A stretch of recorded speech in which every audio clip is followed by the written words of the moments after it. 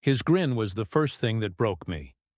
That same rehearsed paternal curve of his mouth I'd seen for years when he wanted control dressed as affection. Got the access codes ready. 9 years. 9 years of building his empire, my empire, really. Brick by brick, code by code. And now he wanted it all handed to James, his golden boy. I leaned back, watching the light from the conference room windows slide across his face. His phone buzzed on the table, probably another congratulatory message for his son. He reached for it.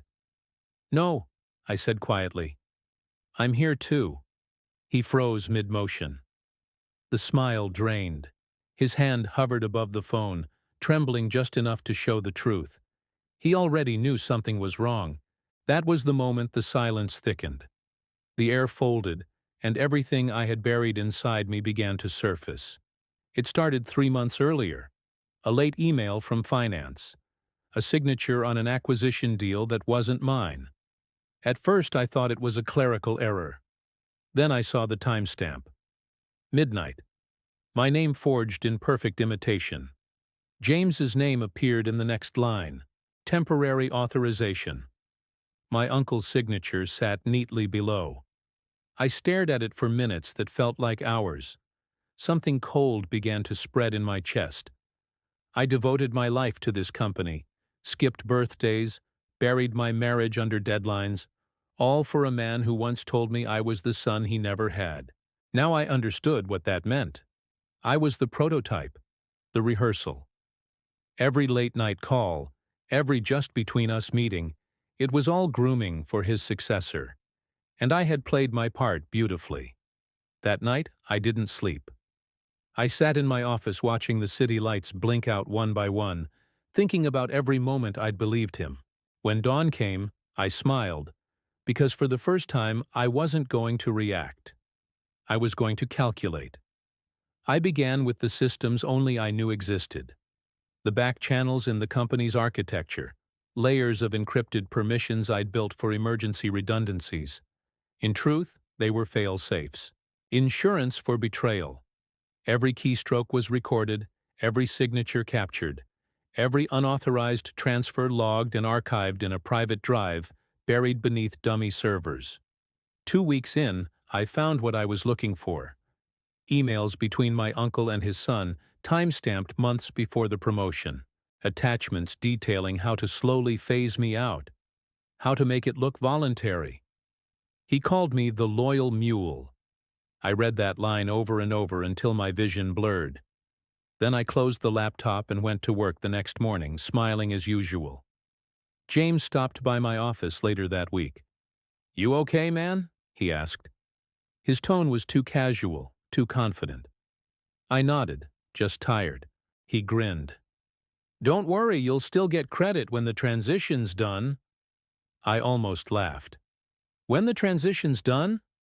I didn't tell him the transition had already started, just not the one he thought. By the 3rd month, I had everything. Records of their embezzlement, the fake accounts, the shell companies under James's name. My uncle's digital fingerprints were everywhere.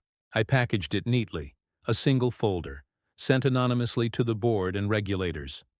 Then I waited. The board meeting that followed was chaos. The chairman's face turned white as he read the documents. James tried to deny everything until my uncle cut him off. "Stop talking," he hissed. That's when he looked at me, not with anger, with fear. He knew. After the meeting, he called me in alone. His hands were shaking. "What did you do?" I said nothing. I just placed a printed copy of the audit report on his desk. He read it halfway before his eyes dimmed. "You could have come to me." "I did," I said, "for 9 years." Friday morning, I walked into his office for the last time. James was already there, smirking like a man who still thought the world belonged to him. "Got the access codes ready?" he asked. I leaned back calm. "No, I'm here to resign." My uncle's head snapped up. "Resign?" "I already transferred everything," I said quietly. "Not to you, to the auditors." The color drained from James's face. My uncle lunged for his phone, but I spoke first. Too late. He froze mid-motion, eyes flicking to the camera in the corner.